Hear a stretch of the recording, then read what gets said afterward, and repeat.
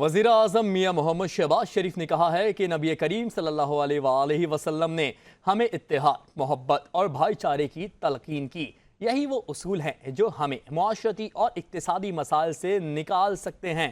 میلاد النبی صلی اللہ علیہ وآلہ وسلم کی مناسبت سے اپنے خصوصی پیغام میں وزیر اعظم میاں محمد شہباز شریف نے کہا، پیغمبر اسلام صلی اللہ علیہ وآلہ وسلم کا ہر عمل اور فرمان اس بات کا مظہر ہے کہ انسانیت کو کس طرح محبت، رواداری اور انصاف کے اصولوں پر قائم رہ کر ترقی کی راہ پر گامزن کیا جا سکتا ہے۔ انہوں نے کہا کہ امت مسلمہ اور پاکستان کو درپیش چیلنجز کا حل نبی اکرم صلی اللہ علیہ وآلہ وسلم کی تعلیمات میں پنہاں ہے۔ اختلافات کو پس پشت ڈال کر ملک و قوم کی ترقی کے لیے کام کرنے کا عہد کرنا ہوگا۔ وزیر اعظم کا کہنا تھا کہ ہماری ذمہ داری ہے کہ ہم نبی پاک صلی اللہ علیہ وآلہ وسلم کے اس عمل کو اپنائیں جس میں وہ دوسروں کی مدد اور فلاح کے لیے کوشاں رہتے تھے۔ وزیر اعظم نے کہا کہ ہمارا فرض ہے کہ ہم فلسطین اور کشمیر کے مظلوموں کے حق میں ہر فورم پر آواز اٹھائیں اور عالمی برادری کو ان کی حمایت پر آمادہ کریں۔